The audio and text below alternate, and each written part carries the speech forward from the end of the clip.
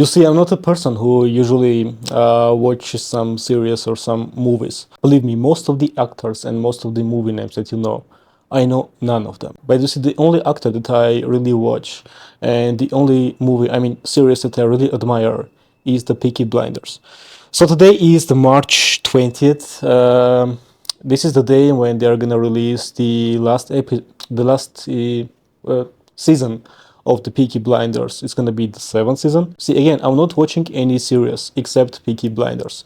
This is the only series that I'm watching since 2015, and I watched this series probably 9 or 10 times. And you know, it might be very interesting for you that why, for me, a person who doesn't like any movies, who doesn't watch any series, why is he watching Peaky Blinders? And why is he so obsessed about Peaky Blinders? It's because for me, for a person who doesn't like any movies, watching a movie or a series is gonna be something very productive. It's not something in a form of entertainment for me.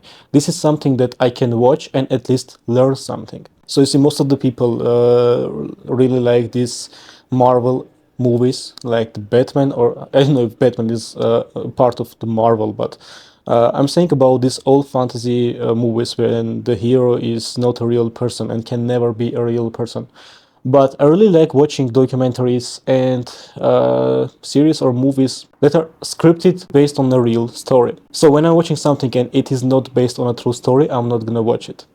I'm not gonna waste time for entertainment. When I watch something that's based on a true story, at least I'm learning something. I'm learning history, or I'm just learning more about that part of the history. In this case, like in the early 20th century. So the reason I like Peaky Blinders is because I learned too many things from Tommy Shelby. And I'm not talking about all this violent and gang stuff. I'm talking about the strategic thinking, for example, because his thinking is just out of this world.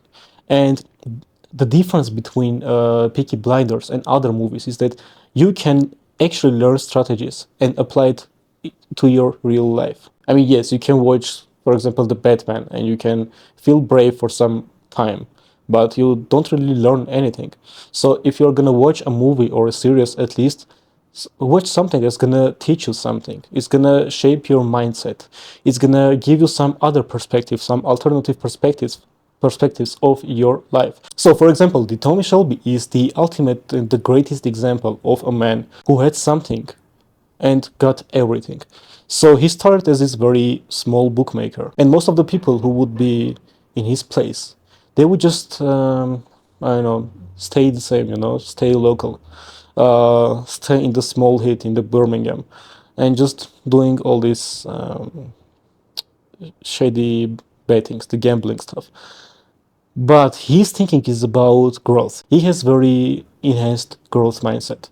So he's always thinking about how to grow next, how to achieve the next level, how to get even bigger. And when he's trying to get bigger, the strategy that he's using is finding a person who is bigger than him and either trying to befriend him or take his place. So I'm gonna break down his mentality like from season to season. So in the first season, when he's at the lowest part and lowest place in his life in terms of finances, I mean, he was doing well locally, but it wasn't something that could bring him power and influence outside of Birmingham. So what he tried to do is he found the next person above him, which was the Billy Kimber. So Billy Kimber is this person who was controlling all these races. And compared to Tommy Shelby, Billy Kimber had a legal license for all this gambling stuff. But not Tommy, he was just an illegal bookmaker. And you know, at first we were going to talk about how to reach to that person, how to reach out to that person, because you see, when someone is much, much higher than you, usually that person is not even shaking your hand, and they don't have any desire to meet you and to communicate or partner with you. But what he did, he tried to grab his attention by doing bad thing first. So he did this very risky move by fixing a race, a horse race, and he knew that eventually, when he's gonna fix this race, he's gonna get the attention of Billy Kimber in a bad way. So Billy Kimber is not gonna like his move, of course, because he is actually stealing from Billy Kimber.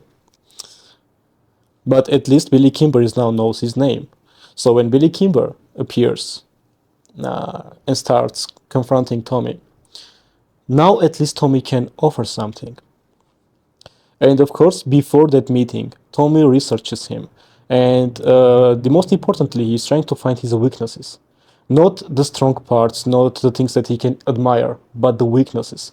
So he can try and help him in that part. So, for example, Billy Kimber had not that enhanced security. So, literally every small gang could just go to the races and rob their bookmakers. And what Tommy Shelby did, Tommy Shelby said, I admire you. I like everything that you have achieved and I respect it. But you have this problem. You have a security problem. And I have people, very credible people, that can actually guarantee the security of your bookmakers and you, and of course your money. And now all of a sudden he went from being a rival to Billy Kimber to becoming a partner.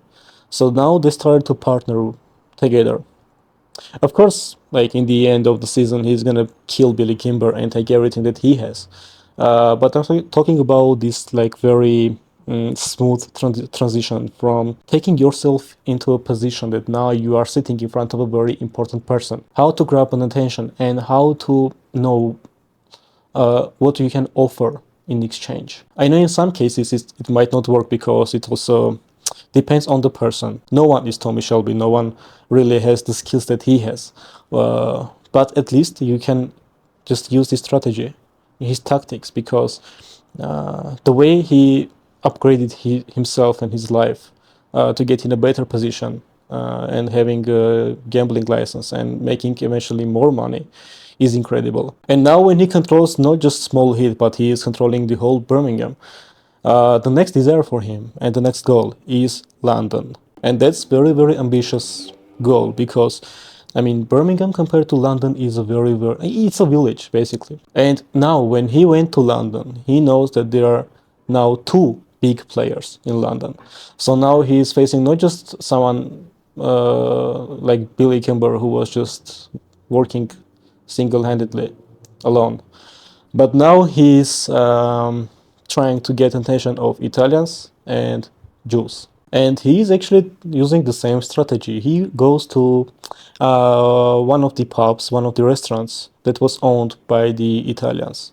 And he starts a very big fight there, announcing himself and saying that he was here because he knows that his message is gonna reach eventually to the boss. So what happens? He goes back to Birmingham and he is approached by these six people, Italians, and gets beaten up like very, very badly. And then what he does is actually the most genius part of the season 2, is he goes to Jews, the rivals of Italians, and he's trying to make them as his allies. So he is offering them partnership. And he's saying like the same. He can provide security. He now has his soldiers, and also he has great relationship with the Lees. I forgot to say that. I mean, the Lees are the gypsy people, and they are also very, very powerful. They have very loyal and very strong guys. So he also befriended them, and now they are part of his army. So he's offering the Jews, Alfie Solomons, his army to fight against Italians. So now he's at least in the game. Of course, he took the beating. I mean, of course, he could die. But that's the risk that he's taking every single season. So again, I'm not talking about like him in reality. You don't need to learn all this violent and gang stuff, but you need to understand his thinking, how he moves, how he really enhances himself every single season, and he's getting richer and richer every single season.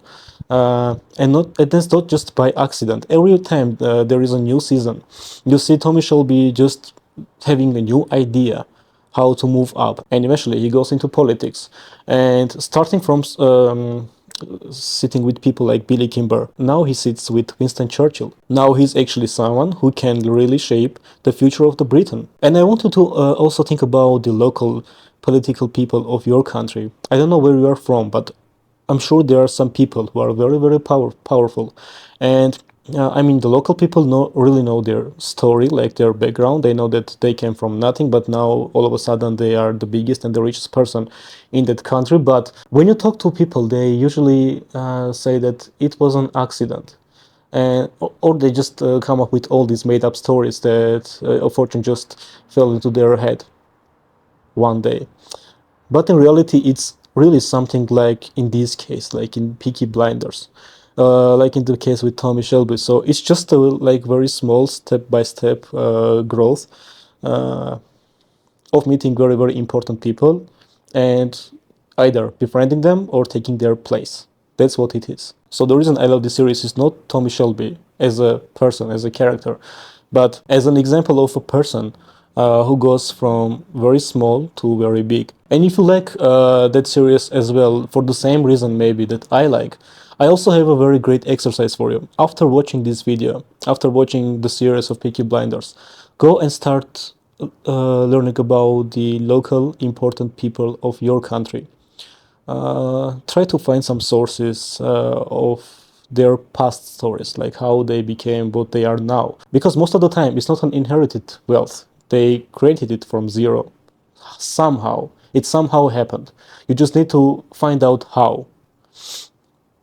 So instead of just listening to all these rumors that it was by accident, it was stolen, it was this, it was that, just know the reason, learn the history, the story of that person. So that when you try to upgrade your life, your finances, your business, now at least you have some examples of stories and some tactics that you know from movies.